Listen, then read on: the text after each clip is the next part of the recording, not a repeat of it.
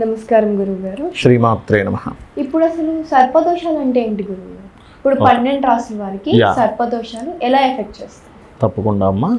First of all ఏంటంటే ఈ సర్పదోషము అనేటువంటిది ఏదైతే ఉందో ఇది పర్టికులర్గా కొన్ని గ్రహాల యొక్క కాంబినేషన్స్ వల్ల ఏర్పడతాయి.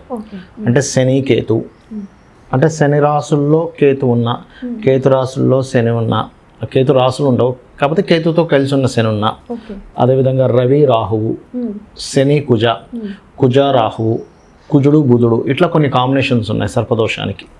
అవి ఒక్కొక్క లగ్నాన్ని బట్టి, ఒక్కొక్క రాశిని బట్టి, అండ్ అలాగే మనకి లగ్నం నుంచి ఉండేటువంటి భావాన్ని బట్టి, వాళ్ళకు ఉండే పోర్ట్ఫోలియోని బట్టి అది ఎఫెక్ట్ ఇస్తూ ఉంటుంది.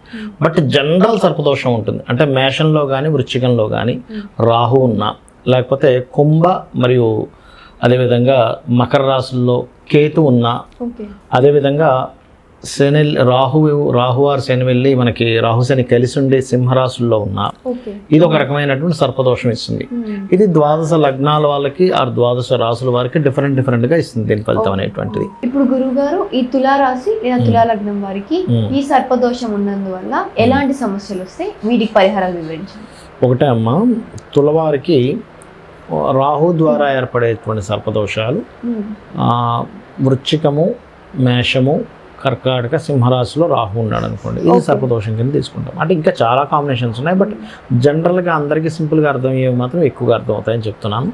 ఇప్పుడు 2వ స్థానంలో ఏర్పడింది అనుకోండి, 2వ అధిపతి కూడా పాడయ్యాడు.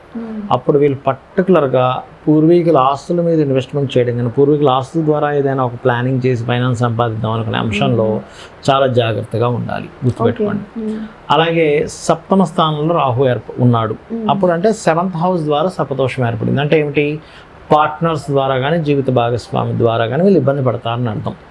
అంటే అప్పుడు ఎలాంటి ఇబ్బందులు వస్తుందో, ఒక్కోసారి పార్ట్నర్కి హెల్త్ ఇబ్బంది రావచ్చు, జీవిత భాగస్వామికి, లేదా వాళ్ళ వల్ల వీళ్ళు స్ట్రెస్ అవ్వచ్చు.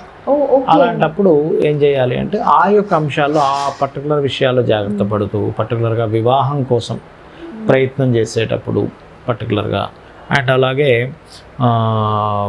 వివాహం అవ్వదు కొన్నిసార్లు అక్కడ సర్పదోషం ఉన్నప్పుడు, ఎక్కువ లేట్ అవుతూ ఉంటుంది.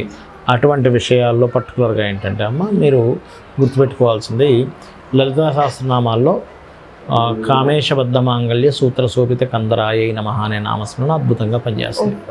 అలా కాకుండా తులాలగ్నం వారికి ఒక్కొక్కసారి దశమంలో రాహు ఉంటాడు. అప్పుడు ఉద్యోగంలో స్టెబిలిటీ అనేది ఉండదు.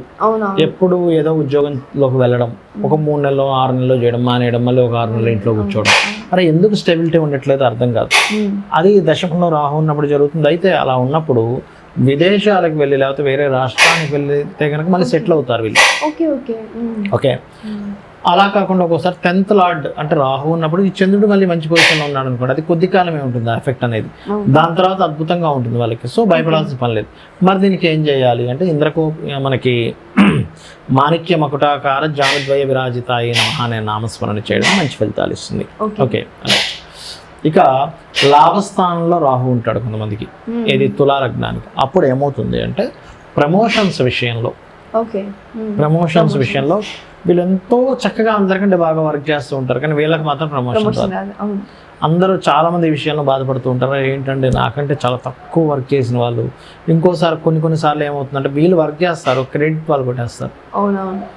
అరే నా వర్క్ అంతా వాళ్ళు క్రెడిట్ కొట్టేసారు. ఇట్లాంటివి జరుగుతూ ఉంటాయి. అలాంటప్పుడు ఏం చేయాలంటే సూర్య నమస్కారాలు చేసుకోవడము, ముఖ్యంగా ఆదివారం నాడు రాహుకేతువుల దగ్గర దీపారాధన చేసుకోవడం, ఇవి చేస్తూ ఉండాలి. అండ్ అలాగే ఇక్కడ కూడా ఇంద్రగోప పరిక్షిప్త స్మరతో నా భజంగికాయ నమః అద్భుతంగా పనిచేస్తుంది ఈ నామం ఇక్కడ. ఇక తులాలగ్నం వారికి ఒక్కోసారి 4థంలో కేతు ద్వారా సర్పదోషం ఏర్పడుతుంది. అలాంటప్పుడు ఏం చేయాలి అంటే మీరు ఏదైనా కన్స్ట్రక్షన్ చేసేటప్పుడు కానీ, ఏదైనా వాహనము గృహము కొనుగోలు చేసేటప్పుడు కానీ, ఇలా కేతు కనుక 4th హౌస్లో ఉండి సర్పదోషం ఉందనుకోండి, వీళ్ళు పొరపాటును కూడా ఇంట్లోనే ఆఫీస్ పెట్టకూడదు. చాలా మంది తెలియక ఏం చేస్తారంటే ఇల్లు ఆఫీస్ ఒకటే పెట్టేసుకుంటారు. కొంతమంది కన్సల్టెన్సీస్ పెట్టుకుంటారు చూసారా, ఇంట్లో నేను ఆఫీస్ పెట్టుకున్నాను అంటారు. 4th హౌస్లో తులాలగ్నానికి కనుక కేతు ఉన్నాడు అంటే ఇంట్లో ఆఫీస్ పెట్టుకుంటే సమస్యలు వస్తాయి. సపరేట్గా పెట్టుకోవాలి ఆఫీస్ అనేది. ఓకే, అది. అండ్ అలాగే కొంచెం వీళ్ళకి కన్స్ట్రక్షన్ చేసేటప్పుడు పర్టికులర్గా ఆ కేతు మహాదశలు, శని దశలు వచ్చినప్పుడు మరింత జాగ్రత్తగా ఉండాలి. అంటే ఏదైనా కొంతమంది చూడమ్మా, ఏదైనా ఒక గృహం కన్స్ట్రక్షన్ చేద్దాం అనుకుంటారు. అలాంటి టైంలో ఏమవుతుంది, సరిగ్గా ఆ కాంట్రాక్టర్కి ఏదో డబ్బులు ఇవ్వడం ద్వారా వాటి డబ్బులు తీసుకొని వర్క్ చేయడం, ఇట్లాంటివి ఏవో ఆటంకాలు వస్తుంటాయి. అలాంటప్పుడు కాస్త ఆ ఇంటికి గణపతి పేరు పెట్టుకుని ఉంటారు కొంతమంది. చూడండి, ఇది వినాయక హౌస్ లేకపోతే గణపతి నిలయం అవునవును ఇలా పెడుతూ ఉంటారు. అలా ఏదైనా పేరు పెడితే అప్పుడు ఆ ఇబ్బంది అనేటువంటిది ఉండదు.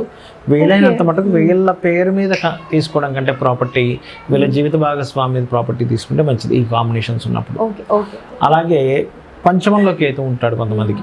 అలాంటప్పుడు ఏంటంటే వీళ్ళు ఒకటి వీళ్ళ యొక్క పిల్లలకి వీళ్ళ యొక్క బిజినెస్లు ఇచ్చేటువంటి విషయాల్లో కొంత జాగ్రత్తగా ఉండాలి. వాళ్ళు సరిగా చేయట్లేదు, అయ్యో నేను ఇంత కష్టపడి బిజినెస్ ఇంత డెవలప్ తీసుకొచ్చి పిల్లలకి ఇస్తే వీళ్ళు సరిగా చేయట్లేదు అని చిన్న బాధ ఉంటూ ఉంటుంది.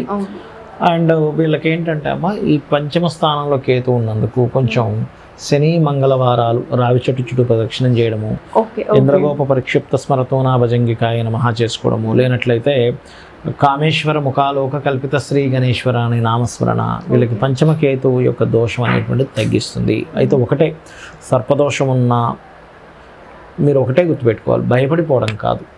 దాన్ని చాలా క్లియర్గా ఈ మంత్రం చేతో లేకపోతే రావి చెట్టు చుట్టూ ప్రదక్షిణం ద్వారానో రాహుకేతువులకు దీపారాధన చేయడం ద్వారానో ఖచ్చితంగా తొలగించుకోవచ్చు అనే విషయాన్ని తెలుసుకోవాలి.